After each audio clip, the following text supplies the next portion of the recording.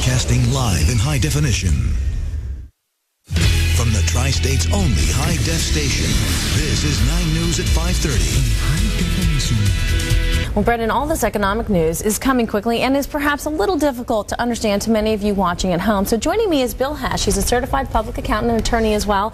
Bill, what does this financial bailout mean to the folks at home? Well, what it means for the average person is that we will have credit that will continue for home loans, car loans, and that the average person will be able to continue to buy a house. The individuals that have bad credit, it's going to be bad news even with the bailout, because I think credit will continue to get more difficult for people who do not have good credit.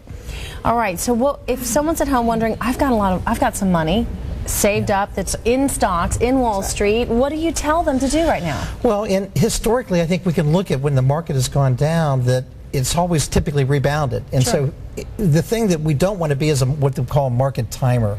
We really feel it's important to stay in the market, hold steadfast with what you have, because the market will come back, and what we found historically is that if you're not there when the market rebounds, you suffer in your long-term returns in the stock market. So I think it's something that for most investors that are disciplined, they're going to stay in the market, ride out the storm, and realize that it will rebound. Don't panic. Don't panic. All right, is there a specific place that is safer than others right now to put your money? Well, of course, we have the banks that are insured with the FDIC. So one place you want to look is at your investments in your CDs or your savings accounts, and you should review how much money you have in your banks and potentially limit them to $100,000 per person per bank.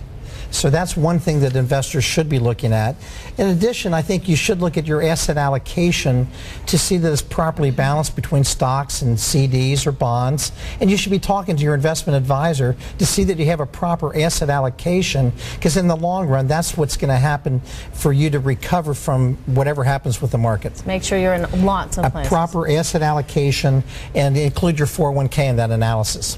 We could go on and on about this forever. We need to talk about homes at some point or another, but that'll be saved for another time because we are out of time. Bill Hesch, thanks so much for joining us. Glad to be here. Thank you. Brendan?